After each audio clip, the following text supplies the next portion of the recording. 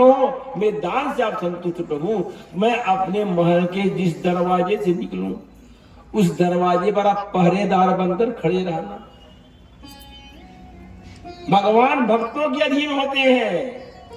एवं मस्त प्रहलाद भगवान से कहा जो प्रार्थना किए, बोले वाह बलि, आपने पिता को गोद दिया और पौत्र को बोले सिर पर हाथ रख दिया, बोले पैर रख दिया। कितना भाग्यशाली मेरा यह पौत्र, सुधर लोक का राजा बन गया। बलि जिस दरवाजे से निकलता वहां भगवान द्वारपाल के रूप में। समय बीत गया, लक्ष्मी देखी कि मेरे पति जो है गए हुए हैं वामा रूप धारण करके, अभी तक वैकुंठ नहीं लौटे। लक्ष्मी मां देखिए, हम क्या करते हैं, हमारी आपकी कथा है, हम माया को पकड़ते हैं, मायापति को छोड़ते हैं। अरे नहीं, अगर लक्ष्मी को अपने पास चिरकाल तक रखना है तो नारायण की पूजा पहले करो। हम लक्ष्मी की पूजा करते हैं, पहले नारायण आ गए, पीछे लक्ष्मी आई, बोले आज मेरा पति कहाँ है, भगवान नारायण कहाँ है। जब आकर देखे तो पहरेदार बोले स्वामी आप पहरेदार हो, चलो। बोले नहीं, मैं तो नौकरी करती हूं मैं नौकरी कर रहा हूं। बोले क्या, मैंने इनको वचन दिया है कि बलि जिस दरवाजे से निकलेगा अपने महल के, वहां पर मैं चौकीदार बनकर खड़ा रहूंगा। लक्ष्मी बड़ी गड़बड़, क्या करना चाहिए।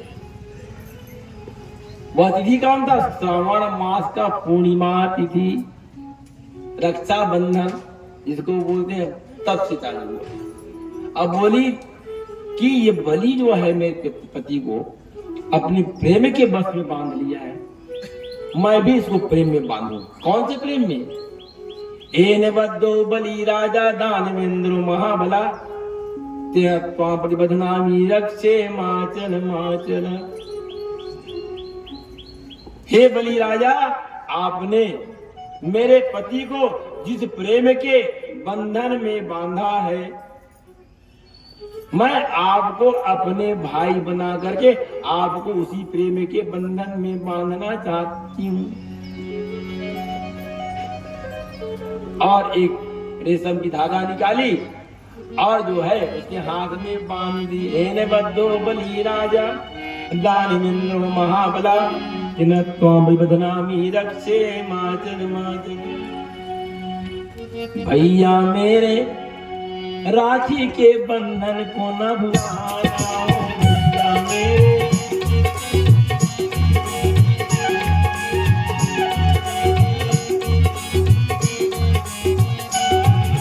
भैया मेरे मेरे चंदा मेरे अनमोल रतन, तेरे बदले में जमाने की कोई चीज नहीं, तेरे बदले में जमाने की कोई चीज नहीं।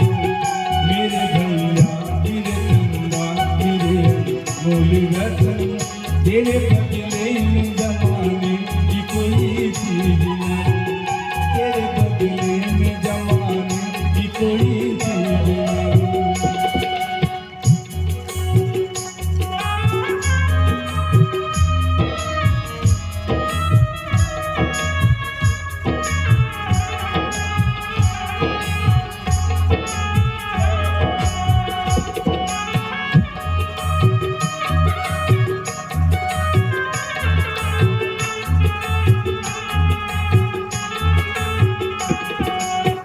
तेरी बातों की कसम खा की हवा चलती है, तेरे चेहरे की झलक पाके बाहर आती है। तेरी बातों की कसम खा की हवा चलती है, तेरे चेहरे की झलक पाके बाहर आती है। एक पल भी मेरी नजरों से तो तू ओझल हो, हर तरफ मेरी नजर तुझको पुकार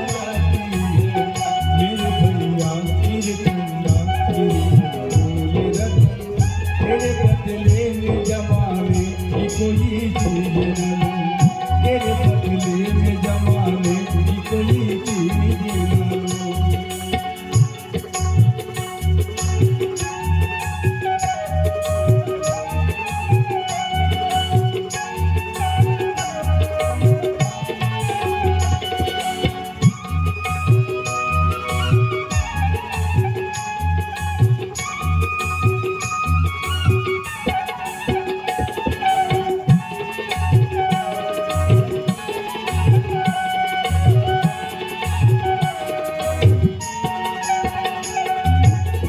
तेरे चेहरे की महकती हुई लड़ियों के लिए अनगिनत फूल उम्मीदों के लिए।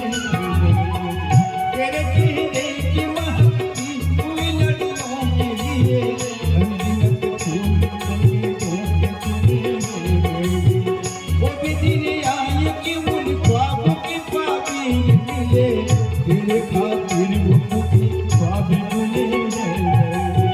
वो भी दिन आए कि उन ख्वाबों के पाबील मिले, तेरे खातिर वो दुखी ख्वाब बुने गए। मेरे भैया तेरे कन्या तेरे अनमोल रतन, तेरे बदले में जमाने की कोई चीज न लूं। मेरे भैया तेरे कन्या तेरे अनमोल रतन, तेरे बदले में जमाने की कोई चीज न लूं। तेरे बदले में जमाने की कोई चीज न लूं।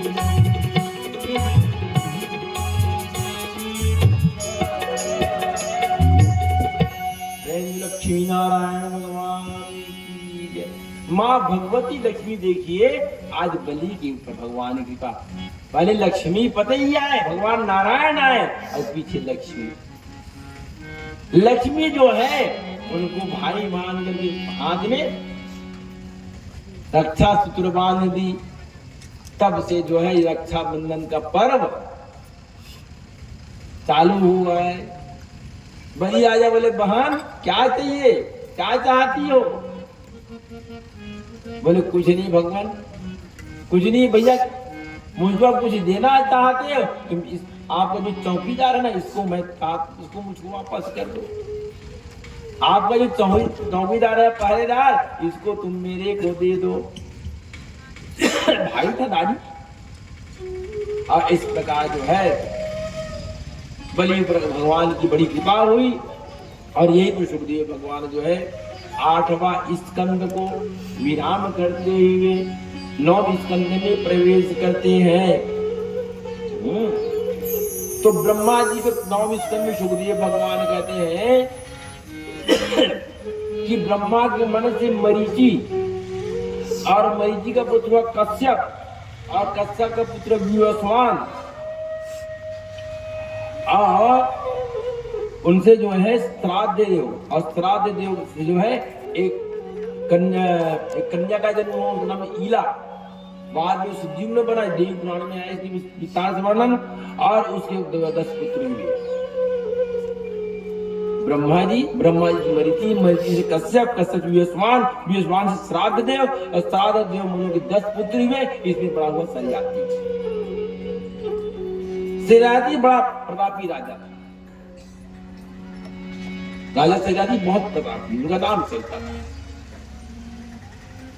इस सार्वभौम ब्रह्मांड का, केवल भारत भूमि का नहीं, इस पूरे मृत्यु लोक का राजा सरियाती।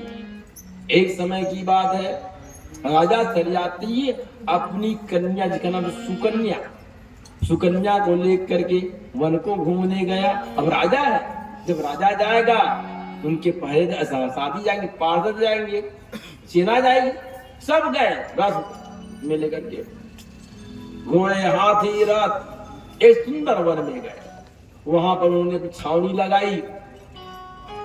सुंदर वन था और उसी वन में एक महात्मा का आश्रम था। वो आश्रम किसे था? च्यवन महाराज का, जिससे च्यवनप्राश बना। च्यवन महाराज का आश्रम था और च्यवन महाराज वहां पर तपस्या कर रहे थे। तपस्या करते करते कई वर्ष बीत गया था।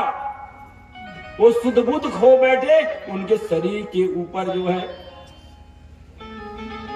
बलमी जो है घर बना डाली। बली माने दीमक। उनको अपने शरीर का भान नहीं रहा, शरीर के ऊपर दीमक ने घर बना लिया। ऐसे लग रहा था जैसे कोई मिट्टी का मूर्ति है। सुकन्या भी घूमते घूमते वहां पहुंच गई। जब पहुंचती है सुकन्या तो देखे बालक थी, कन्या थी, अबोध थी। बोले अपनी सहेली जो देखो तो कौन है, एक कितना सुंदर मूर्ति है बोले, लेकिन बिल्कुल ये मनुष्य के समान दिख रहा है।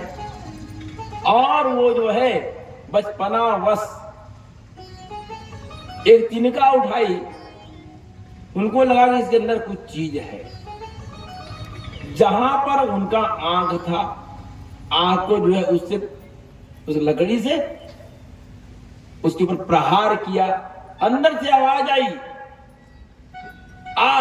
आवाज आई, और वहां से जो है रक्तपान होने लगा। समझी नहीं, समझ नहीं आया। फिर उन्होंने दूसरा आंख पर उस तिनका का प्रहार किया, फिर रक्तपान होने लगा। बचाओ। वह च्वन महाराज जो है अंधा हो गया, रक्तपात होने लगा, भयभीत हो गई सुकन्या। चुपचाप वापस अपनी छावनी में। कुछ समय के बाद देखे कि जितने राजा सरियाती, सुकन्या, उनकी सहेली, उनके घोड़े, उनके हाथी, उनके पार्षद, उनके मंत्री, संतरी, सब च्वन महाराज का श्राप लग गया। सबका मलमूत्र बंद हो गया, सब परेशान होने लगे। अब क्या होगा? ये कैसे हुआ? एक दो नहीं, पूरे राजा सरियाती, सुकन्या, उसकी सहेलियां, जितने मंत्री, सेनापति, घोड़े, हाथी, सब छपटाने लगे। मलमूत्र सबका बंद हो गया। सरियाती बोले यह जो वन है, यह जंगल जो है, ये महात्मा च्वन का आश्रम है। यहाँ पर किसी ने जाकर के महात्मा च्वन का अपमान तो नहीं किया, क्योंकि ये किसी के साप मुझको लगता है। सुकन्या कहती है कि बोले पिताजी, यहाँ पर एक छोटा सा आश्रम बना हुआ है, वहां मैं गई थी और वहां एक बलमी से ढका हुआ एक मूर्ति देखा, और मैंने वहां पर जो है एक तिनका से प्रहार किया, उनके दोनों नीचे से रक्त बह रहा है। समझ गए सरियाती, बोले सुकन्या वो साक्षात जो है महात्मा च्वन है, जो समझ नहीं पाई, और उसी के श्राप से हम सबका मलमूत्र बंद हो गया है। सुकन्या को लेकर के पहुंचे, बल्मी को हटाया गया। एक जीर्ण का है पुरुष, एक वृद्ध शरीर जीर्ण हो चुका है, बाल एकदम पक गए, शरीर एकदम दुबला पतला, हड्डी का ढांचा। बोले हे महात्मन, मैं सूर्यवंशी राजा सरियाती हूं, मैं सूर्यवंशी राजा सरियाती हूं। बोले महाराज, मेरी कन्या सुकन्या जो है आपका जो है अपमान की, आपकी आंख को तोड़ दी, भगवान मुझको क्षमा करो। महात्मा च्वन बोले सरियाती, कैसे क्षमा करूं? एक तो शरीर से मैं जीर्ण वृद्ध आदमी, और उसमें भी अंधा मेरा जीवन कैसे चलेगा? इसलिए मैं तुमको सबको श्राप दे दिया है। तो बोले भगवान मुझको सांप से मुक्ति कर दो कैसे भी करके। तो वो एक शर्त है, बोले जो अपराध किया है, जिसने मेरा अपमान किया है, वही इसका अगर प्रायश्चित कर ले तो वह आप सब जो है सांप मुक्त हो जाओगे। बोले भगवान कौन सा प्रायश्चित? बोले आपकी कन्या से मेरा ब्याह करा दो। 16 वर्ष की सुकन्या और वृद्ध, ना जाने महात्मा च्वन का कितना उम्र था, अंधा और शरीर एकदम जीर्ण है, हड्डी का ढांचा। अगर आपकी कन्या मुझको वर्ण कर लेती है तो मैं आप सबको साप मुक्त कर दूंगी, तो साप मुक्त कर दूंगा। सरियाती बोले तो बोले कैसे? कन्या 16 वर्ष की है, पुरुष वृद्ध। सुकन्या कहती है, बोले पिताजी अपराध मैंने किया है और मेरे कारण सब मारे जाओगे। बोले चिंता मत करो, बोले अपराध मैंने किया है, प्रायश्चित मैं करूंगी।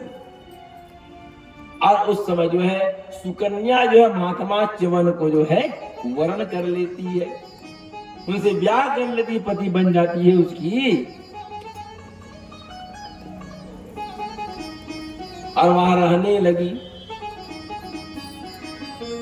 राजा सरियाती वापस सब कर्म ठीक हो गए, सब स्वस्थ हो गए, अपने नगर को वापस आ गए। इधर जो है सुकन्या उनकी सेवा करने लगी। ऐसा नहीं, उसको स्नान कराना, कपड़ा पहनाना, उसकी पूजा के लिए फूल फल सब व्यवस्था, भोजन आदि सब व्यवस्था करने लगी। आज सुकन्या जो है राजकन्या से ऋषि पत्नी हो गई। शरीर में गेरुआ वस्त्र, जोड़े में जो है फूलों की माला, गले में रुद्राक्ष का माला, और उस स्वरूप में सुकन्या अत्यंत सुंदर लगने लगी, दिव्य सुंदर लगने लगी। उनका दिव्यता और बढ़ गया, सेवा करने लगी। एक समय की बात है कि सुकन्या जो है वन में महात्मा च्यवन के लिए, अपने पति के लिए पूजा के लिए पुष्प आदि लेने गई थी। वहां पर दो युवक को देखे। उस युवक जब देखी तो वह युवक को देख करके बोलने लगी, तुम कौन हो भाई? वो बोले हम अश्वनी कुमार हैं, सूर्य के पुत्र हैं। क्या नाम है? अश्वनी कुमार हैं हम दोनों। तुम कौन हो? बोले मैं महात्मा च्यवन की पत्नी हूं। तुम उसकी पत्नी? वो तो वृद्ध है और तुम 16 साल की कन्या। बोले एक काम कर, तुम हमसे ब्याह कर लो। बोले तुम हमसे ब्याह कर लो। बोले नहीं, हे अश्वनी कुमारों, मैंने पतिव्रत धर्म का पालन करने का वचन दिया है। भले मेरा प्राण चला जाए लेकिन मैं तुमसे ब्याह नहीं करूंगी। अश्वनी कुमार बोले एक काम करो, हम आपके आश्रम को जाना चाहते हैं। सुकन्या दोनों को आश्रम ले गई और वहां जो है दोनों अश्वनी कुमार जो है महात्मा च्यवन के एक हाथ को पकड़ करके एक सरोवर में डूब गए। और जैसे ही बाहर आए, तुल्य रूपा दिव्य देहा युवान सदिशा खिला। जब बाहर जब निकले तो तीनों एक समान, तीनों का जो स्वरूप है एक समान। पहचानना मुश्किल है अश्वनी कुमार कौन है, दूसरा अश्वनी कुमार कौन है, महात्मा च्यवन का कौन है। तुम अपने पति को ले लो। अब बड़ी परेशान हो गई सुकन्या। अगर मैंने चयन में गलती कर दिया, भूल से दूसरे को पति बना लिया तो बड़ा अपराध हो जाएगा। और उस समय जो है मां भगवती के स्तवन करने लगे। जय भगवती देवी नमो पार्वती, जय भगवती देवी, जय भगवती देवी नमो पार्वती, जय भगवती देवी नमो पार्वती, जय भगवती देवी नमो पार्वती, जय भगवती देवी नमो पार्वती, जय भगवती देवी नमो पार्वती, जय भगवती देवी पाप विनाश बहुफल दे, जय पाप विनाश बहुफल दे, जय पाप विनाश बहुफल दे, जय पाप विनाश बहुफल दे, जय भगवती देवी नमो पार्वती, जय भगवती देवी नमो पार्वती, जय भगवती देवी नमो पार्वती, जय भगवती देवी नमो पार्वती। दक्ष में अतिथि धर्म नमामि चरणौ तव। हे मां भगवती, आप मेरे जो है सती धर्म की रक्षा करो। मां भगवती की, मां भुवनेश्वरी की कृपा हुई और उस समय जो है सुकन्या जो है पहचान गई कि यही मेरा पति है। अश्वनी कुमार प्रसन्न हो गए और प्रसन्न होकर के बोले ठीक, तुम सही धर्म का पालन किया है। महात्मा च्यवन जो है अभी युवान हो गए। बोले अश्वनी कुमारों, तुम्हारी औषधि से, अश्वनी कुमार कौन है? यह जो है डॉक्टर है, मैंने देवताओं के चिकित्सक, एमडी करेंगे,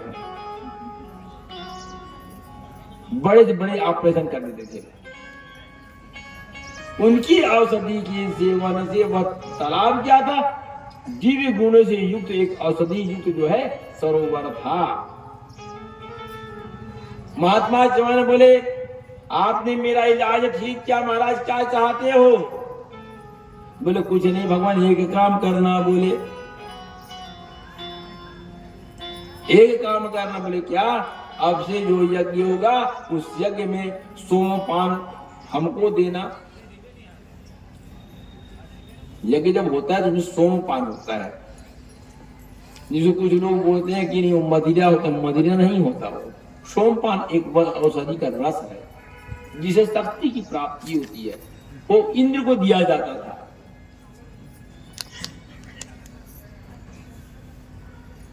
आप जो है आप अब से सोमपान मुझको देना। एवं मस्त यज्ञ हुआ और कुछ समय के बाद जो है उनके पिता सरियाती वन को आए, अपनी पत्नी को लेकर। पत्नी कहती है बोले स्वामी आपने हमारी कन्या सुकन्या को एक वृद्ध पुरुष को दे दिया है, हम अपनी कन्या को देखना चाहते हैं। महाराज सरियाती अपनी पत्नी को लेकर उस स्थान पर आए। महात्मा च्यवन के आश्रम में जब आए तो देखते हैं कि महात्मा च्यवन जो है दिव्य हो गया है। 18 वर्ष एक युवक बन गए हैं, साथ में सुकन्या है। पिता सरियाती क्रोधित हो गई, हे सुकन्या मैंने तुम्हारा ब्याह महात्मा च्यवन से किया था, ये पुरुष कौन है जिसके साथ तुम रहती हो? बोले पिताजी शांत हो, यही महात्मा च्यवन है, यही मेरे पति है, यही आपके दामाद है। पूरी आप विधि बताई। और च्यवन बोले महाराज आप आए हो तो एक काम करो। बोले मैं इस वन में एक यज्ञ करना चाहता हूं, उसके लिए आप जो धन लगाइए। और वहां पर यज्ञ हुआ। यज्ञ जब हुआ तो सब आहुति के समान रखा हुआ था। और उस समय जो है उस यज्ञ में सोमपान जो है अश्विनी कुमार को दे दिया गया। अश्विनी कुमार स्वाहा। यज्ञ जब हम करते हैं तो आहुति जाते नहीं। आहुति क्या है? आहुति देवताओं को आहूत करना, आहूत करके उनको भोजन प्रदान करना, यही आहुति है। अग्नि भगवान का मुख है। अग्नि भगवान का मुख है। और अग्नि भगवान की पत्नी कौन है? स्वाहा। इंद्राय स्वाहा, ब्रह्मणे स्वाहा, विष्णवे स्वाहा, शिवाय स्वाहा, अश्विनी कुमाराय स्वाहा। इसलिए हम आहुति करते हैं। आहुति आ करके आहुति। और हे स्वाहा माता आप इस भोजन को, स्वाहा अग्नि की पत्नी है, जैसे एक पत्नी भोजन बनाती है उसके द्वारा घर के समस्त लोगों को भोजन मिलता है, उसी प्रकार स्वाहा माता के द्वारा जो भोजन दिया जाता है वह भोजन देवताओं को मिलता है। लेकिन हम यज्ञ में देख रहे हैं कोई आदमी कुंटा में बैठा है, कोई उस कुंटा में बैठा है, कोई ऐसे फेंक रहा है, कोई ऐसे डाल रहा है। अरे नहीं भैया, भोजन मुख में जाना चाहिए। कड़वी बात लेकिन सत्य बात। हमारी बात समझें आप। यज्ञ भगवान का मुख क्या है? अग्नि। आप भोजन को नाक में डालोगे तो क्या पेट में जाएगा कि कान में डालने से? भोजन मुख में ही जाना चाहिए। हम देखते हैं यज्ञ पूजा आदि होती है, कोई वहां बैठा है। अरे भैया भोजन है देवताओं का, यज्ञ में आहूत करो।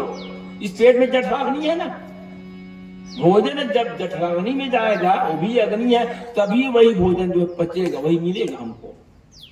आप कोने में डाल दे, भगवान को नहीं मिलता, अग्नि में ही आहुति कीजिए। गुरुदेव ध्यान रखें।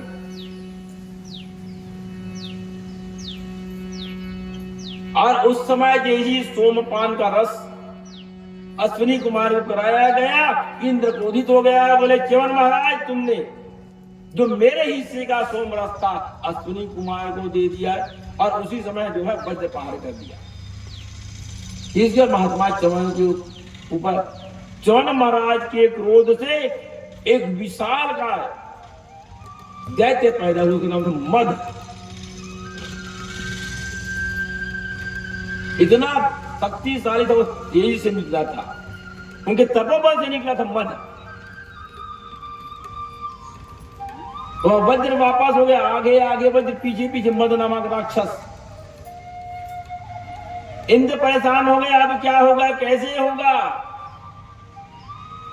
भगवान नारायण बोले एक काम करो, ये मद है, नशा है, इनको 4 भाग में बांट दो। उस मद नामक राक्षस को 4 भाग में बांटा गया, तो 4 प्रकार का मद बना। हमारे आपके जीवन में 4 प्रकार का मद है। स्त्री जाति, दूसरा सुरापान मतलब मदिरापान, तीसरा जुआ, और चौथा होता है जहां पर हिंसा होती, मृगिया। स्त्री जाति माने जहां पर जो है स्त्रियों का अपमान होता है, हरण होता है, जो कामुक होता है, तो वहां पर जो पहला जो मद है स्त्री मद, दूसरा मद है मदिरापान शराब पीने का मद, तीसरा है जुआ खेलने का मद, और चौथा है हिंसा करने का मद। 4 भाग में बांटा गया, तब वो जाकर संपन्न हुआ। इसी सरियाती राजा के वंश में उसका एक पुत्र हुआ अनर्थ, और अनर्थ से पुत्र हुआ रेवत। रेवत की कन्या हुई जिसका नाम था रेवती। ये सूर्यवंशी राजा की कथन चर्चा कर रहे हैं। राजा सरियाती, सरियाती का पुत्र हुआ अनर्थ, अनर्थ से रेवत, और रेवत की एक कन्या हुई जिसका नाम था रेवती। दिव्य सुंदर थी। राजा रेवत जो पूरे ब्रह्मांड में घूम गया, उसके विवाह के लिए कोई योग्य पुरुष नहीं मिला, तो उस समय अपनी कन्या को लेकर के वृंदावन बिहारी लाल की जय ब्रह्मलोक गया। ब्रह्मलोक जब गया, ब्रह्मा जी से बोले भगवान एक बात बताओ। बोले हमारी कन्या बहुत सुंदर है, इनका विवाह किससे करना चाहिए। ब्रह्मा जी बोले तुमको मृत्यु लोक से ब्रह्मलोक आने में कई युग बीत गया। बोले कई युग बीत गया, वहां सूर्यवंशों का राज्य समाप्त हो गया है। सुखदेव भगवान से परीक्षित बोले महाराज, जब रेवत जो है अपनी कन्या रेवती को लेकर ब्रह्मलोक जब गया, तो उसको वृद्धावस्था क्यों नहीं आया, उसकी मृत्यु क्यों नहीं हुई। तो भगवान सुखदेव जी कहते हैं कि यहाँ 5 चीज है जहां हम आप जन्म लिए। यहाँ क्या है, 5 वस्तु है, आयु, कर्म, च वित्तम च विद्या निधन में च पंचस्थानी सिद्धन्ते गर्भस्थ शरीरेण। आयु, कर्म, धन, विद्या और मृत्यु, 5 वस्तु यहाँ का।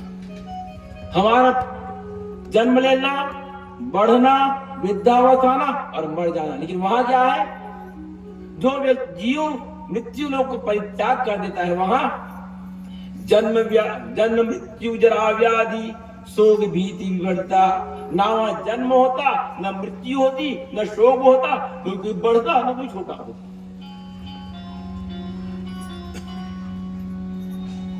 और उसी के कुल में राजा नभ हुआ। नभ का पुत्र नाभाग, नाभाग का पुत्र अम्बरीश। अम्बरीश भगवान कृष्ण का परम भक्त था। एकादशी व्रत रहा और एकादशी के दूसरे दिन